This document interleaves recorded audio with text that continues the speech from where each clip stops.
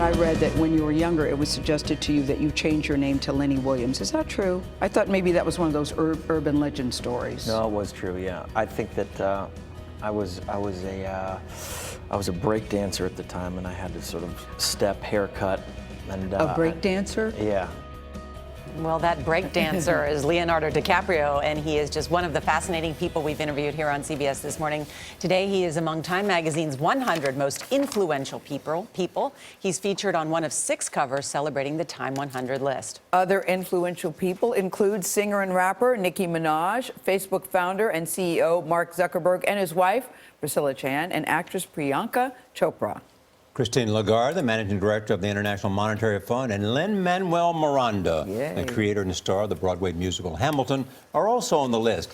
Time Magazine editor Nancy Gibbs joins us at the table. Good morning. Good morning. Good morning. So what's the most exciting thing for you in this year's list? Well, we always surprise ourselves by the people that the conversation surfaces, and it's amongst our journalists, past Time 100s, people all around the world. It's a very global list. And while it always includes people that people will generally have heard of, like the president or the Pope or the president of China, it also always includes people that may not be on the radar in the same way and yet are doing extraordinary things in their field. And it's that chemistry who would in that the be, mix for that's fun. example? I don't know that most people know that Air Force General Laurie Robinson is now up for Senate confirmation to take over Northern Command, which is to say the protection of the United States homeland. She'll be the first woman to be a combatant commander. And I think some of the people who are either breaking records, Steph Curry has had the most extraordinary. Lewis Hamilton's on the list. I was so psyched about that. On the list. And, you know, Formula One may not be sort of the most watched sports in the United States, but that's not true in the rest of the world. Right. And if Formula One ever becomes a big thing in the U.S., it'll be because of someone like Lewis Hamilton. So. Mark Zuckerberg's on the list with his wife.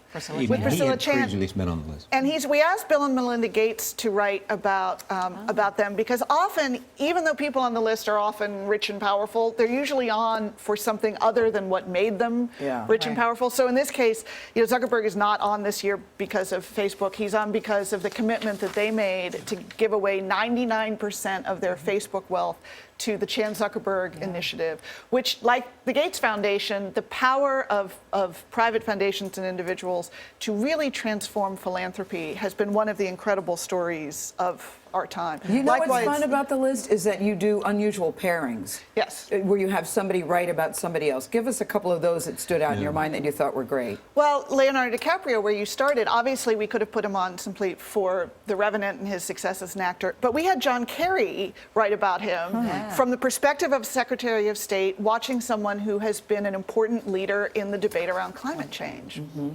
That's a really good idea. Any more? Anybody else stand out? How about Kendrick Lamar?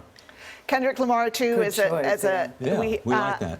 And having one of the founders of the Black Lives Matter movement write about the role that his music has played in giving a different kind of voice to the debate that we've been having about race in this country. We had Misty Copeland write about Steph Curry, where a ballerina and very much a role model is able to write about one of the things that makes him such an extraordinary athlete, and the fact that the guy's only 6'3" gives hope to weekend warriors. Who do you have all over. I was going to say, we've got Tim Cook, of course, the CEO of Apple, and at the same time the FBI director, James Comey, at the height of this encryption debate.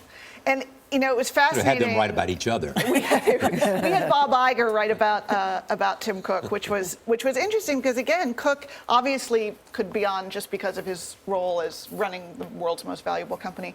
But the arguments that he is making about encryption and where he has inserted himself in this critical debate about privacy and security really is changing the conversation and creating some unusual arguments, I think, about an issue that's. Are you a little nervous because you're in the presence of a Time 100 honoree right now? I'm always humbled. Always humbled to be in I can see you're Charlie's sweating presence. a little bit, Nancy Gibbs, because Charlie Rose was on that list. I love it. I was sweating when she interviewed me at the Chautauqua event not long ago. It's always fun to turn the tables on the great interviewers. And I love the fact that you all know from experience how extraordinary many of these people are. Yes. Many of them we do. been on this show. And also we like fellow journalists like Lester Holt getting nominated. Yeah, very Yes, nice. congratulations to him.